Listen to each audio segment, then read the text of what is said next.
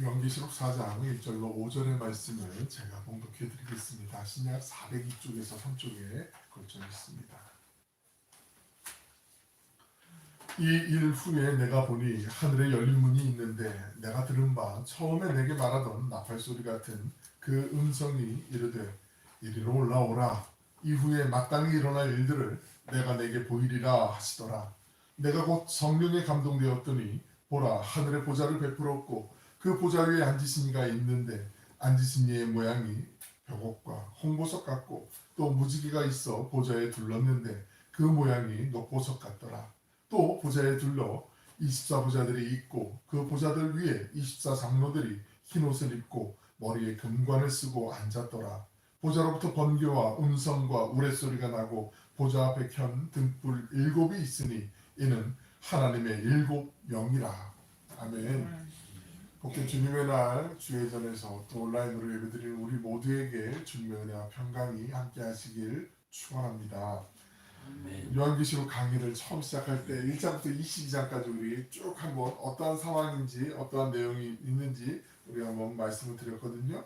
주보에도 있지만 우리 앞에 화면도 좀 작아서 보시기 어려우시면 주보를 참고하셔도 좋고 한번 정리를 해보면 1장은 서론 부분이라고 말씀을 드렸어요. 그리고 2장하고 3장은 이 도미티안 박해 시절에 이 시대에 사도 요한이 반모섬에서 환상을 봤잖아요. 그 환상을 주실 때 그때 당시에 박해 시절에 초대교회 그 소아시아 지역에 있던 교회들 가운데 7교회를 향한 편지 내용이라고 말씀을 드렸고 그 내용을 우리가 지난 시간까지 살펴보았습니다. 그리고 4장과 5장은 하늘의 예배, 지금 초대교회에게 편지를 쓰던 그 시대 그 상황에서 하늘에서는 이 땅에서는 교회들에게 이런 핍박이 반란이 있었는데 하늘에서 어떤 일이 있었는가. 4장 5장은 하늘의 예배의 장면인데 4장은 특별히 하나님을 중심으로 5장은 예수님을 중심으로 그 예배에 대해서 우리에게 알려주신다라고 말씀을 드렸고 6장부터 16장의 요한계시록에서 가장 난해한 부분이기도 한데 6장은 특별히 6장부터 16장은 4개의 사이클로 이어진다라고 말씀을 드렸어요. 그 4개의 사이클은 7개의 7개의 나팔, 7개의 표적, 7개의 대적, 7개의 7개의 나팔, 7개의 표적, 7개의 대적, 이렇게 4개의 사이클이 계속 순환되듯이 연동되면서 그렇게 중간중간에 물론 약간 인터미션 같은 약간 간주곡 같은 형태도 있지만 그렇게 계속 1장부터 6장까지 진행이 된다 말씀드렸고 17장 18장은 바벨론의 멸망. 이건 그 구약시대에 다니엘 있을 때 바벨론이 아니라 로마를 지칭하는 것이긴 하지만 이 시대 이 나라가 이제 이 현 세대가 멸망할 것이다라는 걸 이제 말씀하는 거고 그리고 19장부터 20장은 예수 그리스도의 승리 그리고 21장과 22장은 새 하늘과 새 땅, 새 예루살렘에 대해서 말씀한다라고 그렇게 한번 우리가 점검을 했어요. 기억이 나시죠? 기억이 안 나시면 기억하시면 되니까 늘 자주 참고해 보시면 이렇게 전개의 큰 틀이 요한계시록이 이렇게 이어지는구나 하면 우리가 지금 어느 부분을 보는지 보시고 지금 요 상황이구나 우리가 좀 이해하면 훨씬 더 성경을 보는데 유익하겠죠. 오늘은 하늘의 예배 부분 4장 부분과 7장도 좀 곁들여서 같이 말씀 보려고 합니다. 1절에 있는 말씀을 우리 함께 읽어보시겠습니다. 시작. 이 일 후에 내가 보니 하늘에 열린 문이 있는데 내가 들은 바 처음에 내게 말하던 나팔 소리 같은 그 음성이 이르되 이리로 올라오라. 이후에 마땅히 일어날 일들을 내가 내게 보이리라 하시더라. 노란색으로 써있는 그 마땅히라는 그 단어를 좀 옆에 써놓으실 수 있으면 써놓으시면 좋겠는데 마땅히라는 단어가 헬라어로 데이라는 단어거든요. 데이라는 단어인데 이게 마땅히로 번역하는 것보다 더 충실하게 번역할 수 있는 건 반드시 꼭 반드시라는 뜻이에요. 마땅히가 아니라 반드시. 그러니까 이후에 반드시 일어날 일들을 내가 내게 보이리라 지금 이렇게 말씀하는 거거든요. 하나님께서 고난 가운데 어려운 가운데 환난 가운데 있었던 그때 당시에 믿음의 우리 형제자매들 성도들에게 이렇게 말씀을 해주시는 거죠. 인간의 힘으로는 절대 어쩔 수 없는 그 상황 속에서 이리로 와라. 어디로 오라는 거예요? 하나님께로 오라는 거잖아요. 하나님께로 이리로 와라. 내가 너에게 보여줄 게 하나 있는데 이거는 반드시 꼭 일어날 거야. 이거는 절대로 안 일어나지 않고 꼭 일어날 거야. 이걸 내가 너에게 보여줄 거야 라고 지금 하나님께서 말씀하는 거예요. 그 내용이 무엇인지 그 다음 2절에서 이제 말씀하고 있는 거죠. 2절 말씀도 같이 봅니다. 시작. 내가 곧 성령에 감동되었더니 보라 하늘에 보좌를 베풀었고 그 보좌 위에 앉으신 이가 있는데 하늘에 보좌를 베풀었고 그 보좌 위에 앉으신 이가 있는데 누구를 얘기하는 걸까요? 하늘에 보좌가 있어요. 보좌가 의자잖아요. 큰 의자. 예? 보좌에 누가 앉아 계실까요?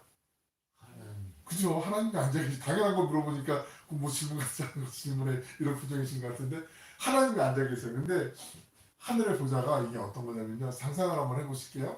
지금 여기 우리 여기 예배당이 뭐 제 1층이지만 이 위에가 아무것도 없다고 생각해 보세요. 그냥 하늘이 다 열려 있다고 생각해 보세요. 지금 생각을 해보시는 거예요. 하늘 저쪽 끝에서부터 저쪽 끝까지 마치 수평선처럼 우리가 다 담아둘 수 없는 우리 눈으로 볼 수 없는 그 모든 끝에 의자가 있어요. 보좌가 있어요. 그리고 그 보좌에 하나님이 앉아 계세요. 상상을 해보시자고 상상을. 그 하늘 전체에 보좌가 큰 의자가 세상에 저게 말이 되나 저런 의자가 어떻게 있나 싶을 정도 그 보좌가 있고 거기 하나님이 앉아 계세요. 그 하나님이 보이면 순간 어떤 생각이 드실까요? 대단하구나 이 정도인가요? 그냥 압도되지 않을까 그냥? 왜 가끔 왜 그 SF 영화 같은 데 보면은 그 외계인들이 지구를 쳐들어오거나 이런 영화들 가끔 있잖아요. 보면 그 우주선의 규모가 어마어마하잖아요. 우주선 하나가 나오면 막 태양이 가려지고 막 사람들 도시가 막 가려지고 막 사람들이 다 막 얼음 상태로 이렇게 막 우리가 큰 상황에 놓이게 되면 정말 어떻게 할 수 없는 그 공포나 이런 극도의 상황이 생기면 빨리 도망가야지 마음은 생각해도 몸이 움직여지지 않는 거 혹시 아세요? 그런 상황들이 있으면 갑자기 지진이 막 일어난다거나 끔찍한 재앙이 생기면 몸이 그냥 경직돼요. 발을 막 떼고 막 피하고 싶은데 한동안은 잠깐 동안은 그냥 얼음하고 있는 것처럼 어떻게 할 줄 모르는 그런 상황. 하나님이 그 큰 보좌에 이제 앉아 계시는 거예요. 그 UFO와는 우주선하고 비교가 안 되지만 그 하나님께서 보좌에 앉아 계시고 그리고 하나님이 크신 하나님이 보이니까 지금 이 상황에 있는 이 초대교회 교인들 도미티 하나님의 박해를 받고 있는 사람들이 가장 눈을 뜨면 눈을 감아도 있고 근심 속에서 막 잠을 뒤척이면서 아침 눈을 떠도 오늘은 어떻게 로마의 군사를 피할 수 있을까 도망갈 수 있을까 어떻게 하면 우리가 해코지 안 당할까 어려움 안 당할까 이런 고민하지 않겠어요? 날마다 숙제처럼 과제처럼 쌓이는 게 그거예요. 로마의 병사들한테 내가 구릴 수 있는 걸 들키면 발각이 되면 묵공을 당하게 되고 사랑하는 가족들도 목숨을 잃게 되는 이런 상황들 내가 주님께로 향하는 그 믿음만 저버리면 되는데 정말 주님을 사랑하기 때문에 그 믿음을 저버리긴 싫고 배신하기 싫고 그런 갈등 가운데 있는 사람들이 봤을 때 지금 상황에서 날마다 우리 집에 녹화하는 사람이 로마 병사가 아닌가?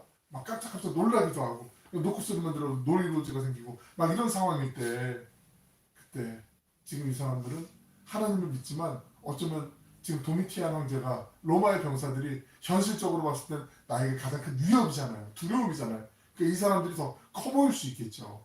더 두려운 존재로 다가올 수 있겠죠. 그런데 하나님이 눈을 들어서 하늘을 보라는 거죠. 그 온 우주 하늘에 가득 차 있는 그 보좌가 있고 거기에 하나님이 계세요. 하나님이 커 보이시는 게 보이니까 그 발 아래 로마 제국도 보이고 도미티안 황제도 보이고 로마의 병사들이 보이는 거예요. 바꿔 말씀드리면 내가 갖고 있는 문제가 있고 근심이 있고 염려가 있고 어려움들이 있어요. 그게 너무 계속 눈앞에 커 보이면 그것 때문에 하나님이 멀게 느껴지고 잘 보이지 않는데 작아 보이는데 하나님이 딱 보이면 내가 갖고 있는 근심도 있고 염려도 있고 문제도 있고 어려움이 있는데 이거는 비교가 안 되는 거예요. 이거는 발끝에 먼지만 안 되는 거예요. 이거는 그렇게 바뀌는 거죠. 하나님이 이리 와봐 내가 너에게 보여줄 게 있어. 근데 이거는 반드시 일어날 거야. 꼭 일어날 거야. 그러면서 하늘을 딱 펼쳐 보이시는데 거기 뭐 가늠할 수 없는 큰 보좌 위에 하나님이 앉아 계시고 그리고 그 상대적으로 작은 로마의 지금 현실이 우리 앞에 보여진다는 거죠. 이게 초대교회 당시 소아시아에 있는 이 로마 제국에 지금 핍박을 받고 있는 이 믿음의 형제 자매들에게만 주신 말씀이겠어요. 오늘 우리에게 주신 말씀이잖아요. 우리가 살면서 답답한 일이 왜 없어요? 서러운 일이 왜 없어요? 어려운 일들이 왜 없어요? 그런데 그 상황 속에서 아니야. 그 문제를 묵상하지 말고 나를 봐. 그리고 나를 묵상해봐. 하나님이 그렇게 말씀하시는 거죠. 하나님이 주신 약속의 말씀을 더 바라보라고 지금 말씀하고 있는 거죠. 그러니까 우리가 시선을 하나님께로 눈을 들어서 어려움에 있을 때, 절망에 있을 때, 특히 우리 신앙에 뭐 영적인 침체기라고 뭐 얘기할 수도 있고 어떤 번아웃, 탈진 상태라고도 얘기할 수 있는데 그런 시기가 꼭 있어요. 없으면 참 감사하고 좋은데 몇 번이 있을 수도 있고 자주 있을 수도 있어요. 그럴 때 우리가 해야 되는 가장 가장 첫 번째 되는 건 다른 게 아니고 내 시선을 하나님께로 억지로라도 하늘 봐도 하늘밖에 안 보이는데 그래도 그냥 보는 거죠. 그리고 그 속에 마음의 눈을 열고 하나님 은혜의 보좌를 내가 바라보길 원합니다. 그 크고 광대하신 그 하나님의 영광을 제가 바라보길 원합니다. 그래서 내가 지금 막 흔들리고 있고 마음이 갈팡질팡하고 있고 불안해하고 있고 어려워하고 있는 이 마음을 이게 아무것도 아니라고 말씀하시는데 그 살아계신 하나님을 바라보고 내가 이 모든 문제 앞에 하나님의 영광으로 압도되어서 하나님만을 바라보길 원합니다. 그게 첫 번째예요. 그러면 그 어려움에서 우리가 나올 수가 있죠. 그 은혜를 우리 모두 다 누리시길 바랍니다. 아멘. 네. 아멘을 호흡 맞추셔서 얘기하시는 것 같은 느낌도 있는데 요한계시록에서 오늘 4장을 좀 다 다루면 좋겠는데 저는 고민을 했어요. 5절까지만 나눠서 나머지 6절부터 11절은 다음 시간에 이렇게 볼까 했는데 그러다 보니까 요한계시록이 꽤 오랫동안 그렇게 따져보니까 내년 하반기까지는 가야겠다 싶어서 그렇게 하는 것도 좋은데 그런데 조금 이렇게 큰 어떤 뭐 선택과 집중이란 말 많이 들어보시잖아요. 그렇게 해서 좀 전체적으로 보면서 다른 성경들도 가야 될 게 많이 있으니까 그렇게 보는 게 유익하겠다 싶은 마음이 들어서 오늘 이 4장에서 특히 나오는 용어 중에 요한계시록 다른 데도 많이 나오지만 24장로라는 표현들이 나오거든요. 24장로들 요걸 좀 우리 한번 좀 눈여겨서 좀 배우려고 해요. 보려고 해요. 그 요한계시록 처음 시작할 때 제가 그 숫자와 상징, 그 상징은 성경 안에 꼭 풀어놓는다라고 말씀드렸잖아요. 그러니까 상징이 어려운 게 아니라고 말씀드렸어요. 이단들이 꼭 못된 짓을 하는 게 이걸 갖고 엉뚱하게 자기들 입맛에 맞게 짜집게 해서 해석을 하기 때문에 사람들에게 이게 그런 뜻이야? 몰랐네? 교회에서는 안 배웠는데 막 이러고 사람들 자꾸 유혹하고 견혹한단 말이죠. 미혹한단 말이죠. 그게 아니고 상징은 성경 안에 하나님께서 상징을 주셨을 때 다 풀어놓으세요. 그러니까 그걸 찾아서 보시면 제일 유익하겠죠. 숫자를 말씀드릴 때 1은 하나님을 뜻한다고 말씀드렸어요. 기억나세요 혹시? 2는 증인을 뜻한다고 말씀드렸고 3은 하늘의 숫자라고 말씀드린 거 기억나세요? 4는 땅의 숫자, 동서남북. 뭐 새롭게 들으셔도 괜찮아요. 지금부터 들으시면 되니까. 그리고 3하고 4하고 더해지면 완전한 수. 7은 완전수가 된다고 말씀드렸고 7에서 하나가 빠지면 불완전한 수라고 말씀드렸어요. 그러니까 이게 유대인들, 히브리인들이 전통적으로 생각하는 숫자의 개념, 게마트리아라고 말씀드렸거든요. 게마트리아 숫자의 개념. 근데 오늘 보면 24장로, 24가 나오거든요. 12은 12는 이스라엘의 그 구약 성경에 나오는 지파가 몇 지파죠? 12지파죠. 12지파, 12지파. 예수님의 제자들이 몇 명이었죠? 12명이잖아요. 그죠? 그러니까 성경에 요한계시록에 나오는 12라는 숫자는 구약의 어떤 하나님의 백성들이나 신약의 하나님의 백성들을 상징하는 경우들이 있고요. 24는 구약의 하나님의 백성들 12, 신약의 하나님의 백성들 12, 이 두 개가 더해져서 하나님을 믿는 백성들을 뜻할 때 24라는 표현을 많이 써요. 상징적으로. 그렇게 기억하시면 돼요. 그리고 좀 우리가 강조하고 싶을 때 있잖아요. 강조. 그럴 때는 곱해요.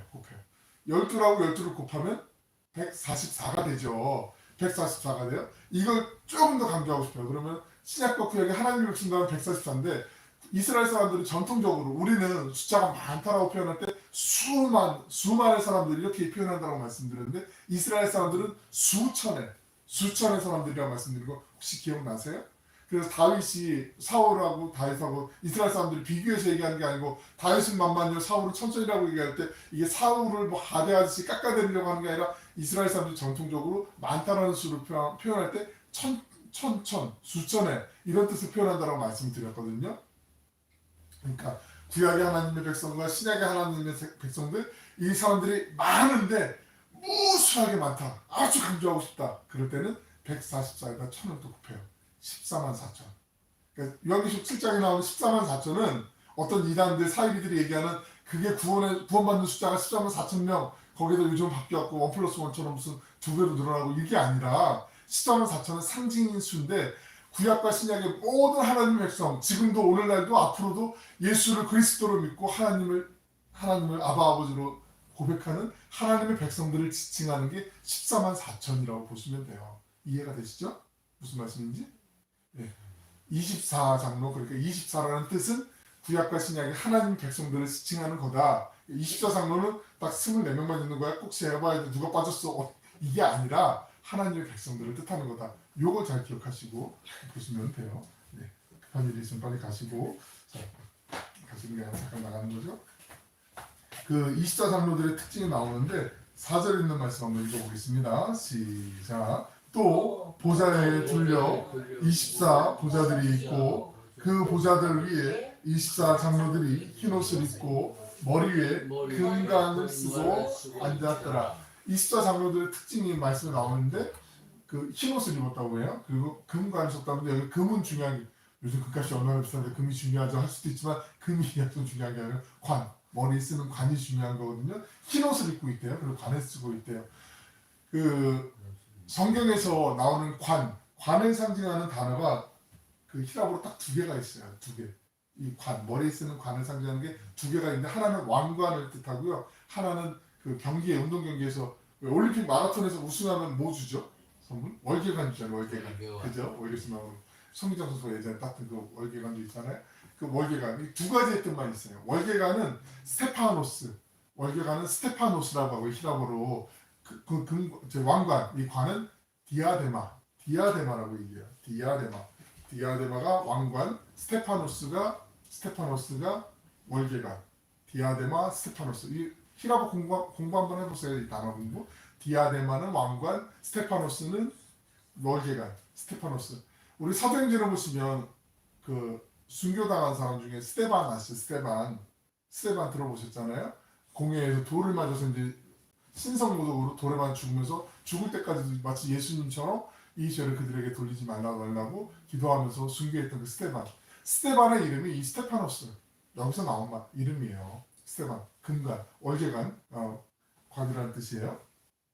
그런데 이 만약에 여기서 24장로를 얘기할 때 금관을 썼다고 그러는데 이 관을 썼다고 그러는데 관이 만약에 디아데마, 왕관이 되면 왕관은 누가 쓰죠? 왕이 쓰죠. 당연히 왕이 쓰죠. 그러니까 왕관은 내가 뭐 어떻게 열심히 노력을 해서 쓰는 게 아니라 왕의 자녀로 태어나서 왕위를 물려받으면 쓰게 되는 게 왕관이잖아요. 이건 혈통으로 받는 거잖아요. 내 노력, 물론 뭐 내가 열심히 전쟁에 이겨갖고 내가 나라를 세워서 왕관을 쓸 수도 있겠지만 이런 건 자주 있는 경우는 아니고 대부분의 왕관은 물려받는, 세습하는 그런 경우들이 왕관이잖아요.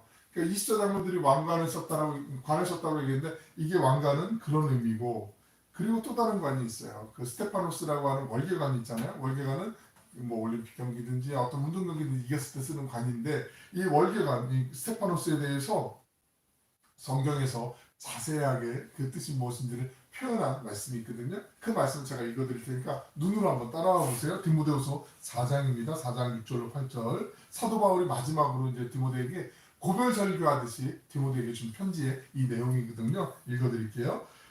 전제와 같이 내가 벌써 부어지고, 전제는 이렇게 물로 따르는 액체로 드리는 제사거든요. 전제와 같이 내가 벌써 부어지고 나의 떠날 시각이 가까웠도다. 나는 선한 싸움을 싸우고 나의 달려갈 길을 마치고 믿음을 지켰으니 이제 후로는 나를 위하여 의의 면류관이 예비되었으므로 라고 말씀할 때 의의 면류관 할 때 이 관, 이게 스테파노스, 월계관을 뜻하는 말이에요. 이 면류관, 월계관 같은 뜻이에요.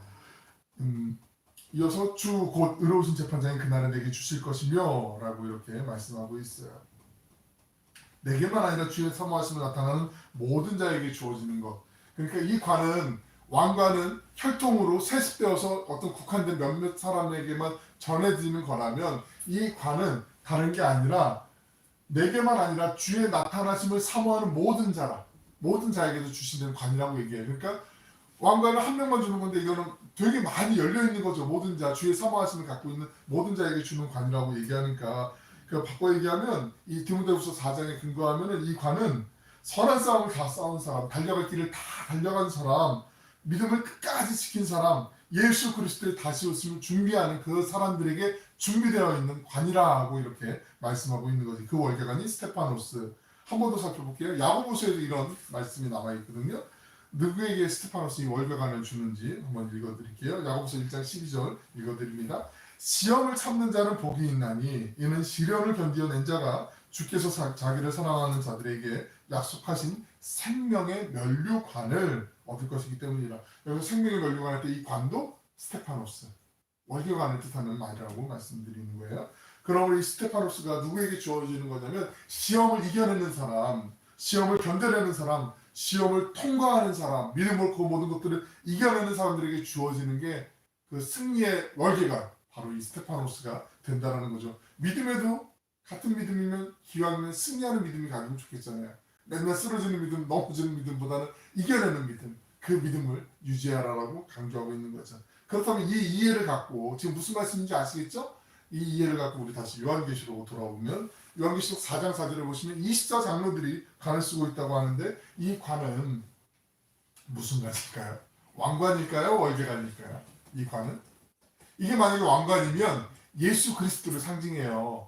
그런데 예수님이 아니라 이 관은 월계관, 스테파노스를 상징해요. 그러니까 바꿔 얘기하면 24장로를 누굴 얘기하냐면 바로 하나님을 신실하게 믿고 하나님의 은혜 안에서 내가 달려갈 길을 끝까지 달려가고 믿음을 지키고 예수 그리스도 다시 오시면 내가 바라보면서 갈망하며 하루하루 버티듯이 살아가지만 이 절망 가운데 슬픔 가운데 고통 가운데 있지만 그 탄식 속에서도 주님의 다시 오심을 기다리며 주님을 간절히 사모하는 이때 당시의 그리스도인들, 그 모든 사람들을 지칭하는 말씀이에요. 그리고 바로 예수를 신실하게 믿고 주님을 따라가길 원하는 우리 모두를 지칭하는 게 바로 24장로라는 말씀이에요. 별로 이렇게 이건 내 얘기가 아니라 옆집의 얘기 이러면 안 되고 아멘하고 이 얘기는 우리 24장로님들이시란 말이에요. 이게 그러니까 교회에서 보통 우리 교회 그뭐 직분에 따라서 그 편의상 나누는 뭐 집사님, 권사님, 장로님 이렇게 나눌 때 그 장로를 얘기하는 게 아니라 이 24장로는 예수님을 끝까지 믿고 그 주님의 다시 오심을 기다리며 이 땅에서도 신실하게 주님을 믿는 믿음으로 살아가는 모든 믿음의 사람들을 바로 우리가 24장로라고 지금 말씀하고 있는 거죠. 본문 4절 보시면 또 다른 24장로의 특징이 있는데 흰옷을 입고 있다고 말씀해요. 흰옷. 이게 근데 흰옷이 문자적인 뜻일까요? 아니면 상징적인 뜻일까요? 어떻게 하셨어요? 예, 잘 맞추셨어요. 상징이에요, 상징. 이걸 간혹 문자로 이해하면 안 되고요. 그래서 물론 뭐 문자로 나는 그 말씀대로 믿어야 하면서 믿는 것도 나쁘진 않아요. 그런데 이 문맥의 의미로 우리가 조금 더 정확하게 아는 게 중요하겠죠. 이단들이 가끔 이 말씀 갖고 그 어떤 행사 같은 거 할 때 위아래 다 흰색 입고 막 이건 무슨 뭐 남양 특집도 아니고 막 하얀 옷을 이렇게 입는 경우들이 있거든요. 이거는 성경을 제대로 몰라서 그러는 거예요. 이 흰 옷은 그 문자적인 뜻이 아니고 상징적인 뜻이거든요. 그게 왜 그런지 한번 풀어드릴게요. 한번 보실게요. 요한계시록 7장 13절에 보시면 이 질문하고 똑같은 질문이 나오거든요. 장로 중 하나가 응답하여 나에게 질문하는 거예요. 이 흰옷 입은 자들은 누구며 또 어디서 왔느냐? 이 사람들 뭐야? 흰옷 입은 사람들 뭐야? 라고 이렇게 궁금해하거든요. 그 해답이 바로 다음 절 14절에 나오는데 우리 14절 같이 한번 읽어보실까요? 14절 시작. 내가 말하기를 내 주여 당신이 아시나이다 하니 그가 나에게 이르되 이는 큰 환난에서 나오는 자들인데 그 다음이 중요해요. 어린 양의 피에 그 옷을 씌어 희게 하였느니라. 어린 양의 피에 그 옷을 씻어 그 옷을 따라서 희게 하였느니라. 그러니까 내가 옷을 어떤 옷을 입었든 간에 그죠? 딱 보니까 흰색은 여기 흰색 이 그냥 내가 흰 옷을 입은 게 아니라 내 옷을 어린 양의 보혈로 피로 덮어서 그 하나님의 보혈로 내가 정결하게 씻어지면 내가 흰 옷이 된다라는 말씀이에요. 그러니까 이게 상징적인 뜻이에요. 그러니까 이걸 문자 그대로 봐서 난 그래도 성경에 흰 옷 나왔으니까 흰 옷을 입을래? 그건 상관없어요. 그렇게 입으셔도 아무런 문제가 없어요. 하지만 정확하게 이 뜻은 보혈로, 주님의 보혈로 내 죄가 주홍같이 붉은 죄가 내가 다시 희게 바뀌는 거, 그것을 얘기하는 거예요. 24장로의 특징이 흰옷을 입고 있고 머리에 관, 스테파노스 그 관을 쓰고 있다라는 것 우리가 이해하면 되겠죠. 그 24장로가 바로 누구냐? 예수님을 신실하게 믿고 기다림 속에 인내하며 주님을 계속해서 언제나 악마하며 주님과 함께 나아가길 원하는 그 예배자들, 그 믿음의 사람들을 24장로라고 말씀하고 있다라는 거죠. 한 가지 더 살펴보면 7장 14절을 다시 보시면 내가 말하기를 내 주여 당신이 아시나이다 하니 그가 나에게 이르되 이는 큰 환난에서 나오는 자들인데 어린 양의 피에 그 옷을 씻어 희게 하였느니라. 우리가 요한계시록을 읽으실 때, 묵상하실 때, 바라보실 때 항상 염두에 두셔야 되는 게 뭐라고 말씀드렸죠? 도미티안 황제의 그 박해 시절, 그 로마 제국에 박해가 있는 시절, 이게 편안하게 뭐 차 한잔 마시면서 어떻게 뭐 그냥 녹록하지 않는 그런 상황에서도 내가 얼마든지 여유를 지키면서 그렇게 볼 수 있는 말씀이 아니라 정말 죽음이 내 눈앞에 도사리고 있는 그 절망의 순간 가운데 이 말씀을 보셔야 더 의미가 와닿을 수 있다라고 말씀을 드렸잖아요. 지금 그 상황으로 우리가 이 말씀을 이해해 보셔야 되는 거죠. 도미티안 박해 가운데 믿음을 지키기 위해서 몸부림치는 성도라고 한번 우리 감정 이입을 거기 해보시는 거예요. 나도 그 사람들이라고, 그 사람 중에 하나라고 생각하고 한번 이 말씀을 15절을 제가 읽어드릴 테니까 한번 천천히 한번 눈으로 따라가 보세요. 그러므로 그들이 하나님의 보좌 앞에 있고 또 그의 성전에서 밤낮 하나님을 섬김에 보좌에 앉으시니가 그들 위에 장막을 치시리니, 보좌에 앉으시니가 그들 위에 장막을 치시리니, 내가 지금 하나님을 향해서 믿음을 저버리지 않고 하나님을 끝까지 믿겠노라라고 그렇게 몸부림치는 그 믿음의 사람들, 성도들 위해 하나님께서 장막을 치신대. 장막을 치신다고 말씀. 이게 뭐 텐트를 치냐 그게 아니라 구약 성경에 보면은 성전이 만들어지기 전에 뭘 만들었죠? 성막을 만들었죠. 성막 출애굽기에 성막 나오잖아요. 그래서 레위기에도 나오고 민수기에도 나오고 성막을 만들었어요. 텐트를 만들었어요. 장막이라고도 얘기해요. 이 장막을 친다는 게 바로 그 뜻이거든요. 그러니까 하나님께서 아까 상상해 보시라고 말씀드린 게 하늘의 큰 보좌, 가늠한 그 큰 보좌에 하나님이 앉아 계시고 하나님이 그 성도들 위해 장막, 성전을 만들어 주시네. 성전을, 예배당을 만들어 주신다는 거죠. 지금 이 사람들이, 이 환난 가운데 있는 사람들이, 박해 가운데 있는 사람들이 지금 어디 있는 거죠? 로마의 그 칼 앞에, 그 로마의 압제 앞에 피해서 지금 도망자 승세잖아요. 어떤 사람은 산으로, 광야로 도망쳐 있고 어떤 사람은 지하 공동묘지인 카타콤 그 안으로 깊숙이 들어가 있는 상황이잖아요. 어떤 사람은 붙잡혀가지고 지금 로마의 경기장에 끌려와가지고 지금 사자밥이 되거나 아니면 말도 안 되는 그 수치스러운 다 벌거벗긴 채로 로마의 그 신화를 재현하다가 결국 먹잇감이 돼서 사자의 먹이로 잡혀가는 그 죽음 맞이하는 이런 처참한 상황. 또 로마 도시뿐만 아니라 이 소아시아에 있는 지역에서도 로마의 병사들이 도미티안 시대 때는 그 60년대 네로 박해 때보다 더 끔찍한 일들을 많이 자행했다고 했잖아요. 네로 황제가 했던 그 박해를 다 이미 학습했기 때문에 더 잔악함의 그 정도가 훨씬 더 커졌다라고 말씀드렸잖아요. 도시 어귀에 들어가는 초입에 나무 막대기를 세워놓고 사람들에게 몸에 초를 발라놓고 불태우는 이 화형이 끔찍한 일들이 벌어지는 상황들, 그런 상황들 속에서 지금 이 말씀을 읽고 있다고 생각을 해보세요. 지금 내가 있는 곳이 로마의 총칼 끝앞에 있고요. 감옥 한복판에 있고 카타콤 지하 그 캄캄한 묘지 그 한복판에 있고 내가 지금 죽음을 바로 앞에 이 로마의 병사가 횃불에 불만 붙이면 내가 지금 불에 타서 죽게 되는 그 상황 가운데 있을 때 이 말씀이 주어진 거라고요. 그때 하나님께서 뭐 하세요? 우리 위에 장막을 치신대요. 성전을 만드신대요. 그러니까 내가 지금 죽는 곳이 어디서 죽는 거예요? 카타콤에서 죽는 게 아니라 광야에서 죽는 게 아니라 로마의 그 경기장에서 죽는 게 아니라 길에 막대기에 매달려갖고 불에 타서 죽는 그 상황이 아니라 하나님의 전 예배당에서 죽는 거예요. 그러니까 하나님이 나와 함께 가시는 곳, 그곳이 바로 성전이 된다라고 말씀하는 거죠. 우리 히브리서 할 때 기억나세요? 내가 은혜의 보좌, 내가 하나님의 말씀을 붙잡고 하나님의 계명을 지키며 예수 그리스도를 믿는 믿음 하나 보시고 우리 안에 마음속에 하나님의 말씀을 담아놓으면 성령께서 인을 치시면 내가 머무는 그곳이 바로 지성소가 되고 내가 법궤가 되고 언약궤가 되고 내가 있는 곳이 지성소가 된다라고 말씀을 드렸잖아요. 비슷한 개념이라고 보시면 돼요. 내가 있는 곳이 하나님을 끝까지 믿으려고 믿음 저버리지 않는 그 사람들이 있는 곳이 바로 하나님의 성전이 된다. 성전에서 죽음을 맞이할 수 있다라고 그렇게 말씀하고 있는 거예요. 내가 주님 품 안에서 죽을 수 있다면, 마지막 시간을 맞이할 수 있다면 그게 죽음은 물론 힘들고 어려울 수 있지만 영원한 생명으로 나아가는 길이기 때문에 이게 역설적이긴 하지만 확실한 감사가 될 수 있는 거예요. 지금 이 상황 가운데 있는 사람들에게 주님께서 말씀해주고 있는 거라는 거죠. 우리가 그 상황을 두고 이 말씀을 보셔야 조금은 더 가득하게 와닿을 수가 있는 거죠. 억울하게 죽는 게 아니라고 말씀하는 거죠. 그 밖에 가운데 있는 사람들 다시 한번 감정을 우리 이입을 해서 16절에 있는 말씀 같이 한번 읽어보실게요. 16절 시작.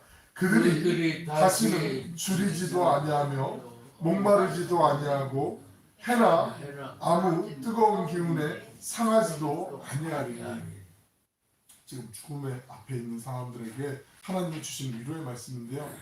이게 어찌 보면 그냥 읽으면 오늘날 살아가는 사람들에게는 큰 감흥이 와닿지 않을 수도 있어요. 아니 뭐 경기가 아무리 힘들어도 뭐 집에 아직 뭐 쌀 떨어지지 않았는데 뭐 집에 가면 그래도 뭐 잘 잠잘 때 있는데 뭐 어떻겠어? 라고 얘기하는데 아 참 너무나 가슴 아픈 게 동해안에도 2022년에 산불이 많이 났지만 또 지금 또 저 아랫역이 많이 산불이 나고 있잖아요. 아마 그분들 가운데는 또 마음이 너무 그래 힘을 내야지 하면서 이 말씀이 아마 붙잡힐 수도 있을 것 같은데 해나 아무 뜨거운 기운에 상하지도 아니하리니. 지금 막 옆에 불이 나고 있는 내 사랑하는 가족이 지금 불타서 죽고 있는 상황이란 말이에요. 지금 도미티안 왕제 박해 시절이 그런 상황일 때 이 주님이 주시는 약속, 이 말씀이 아멘으로 와닿지 않겠습니까? 굶주려 보신 적 있으세요 혹시? 배고파 보신 적 있어요? 어렸을 때 많이 있으잖아요.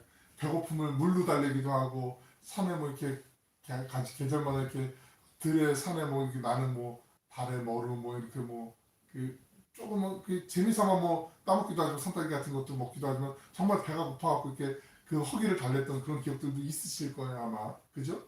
그리고 목마르지도 아니하고 홍수 때 마실 물이 없잖아요. 뭐 많이 있는 것 같은데 오히려 부족할 때가 많이 있단 말이죠. 그런 상황들 내가 다 알고 있어. 내가 지금 네 아픔 알고 있고 네 형편처지 다 알고 있어. 주님께서 이 모든 것을 없게 해주겠다라고 그렇게 약속하세요. 이 말씀이 얼마나 큰 위로가 되세요.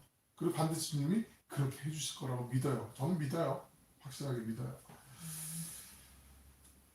두 번 다시 그런 일이 없다라고 말씀하시는데 그 주님께서 또 말씀을 하시는 게 있어요. 17절 말씀 우리 같이 한번 읽어보실게요. 시작.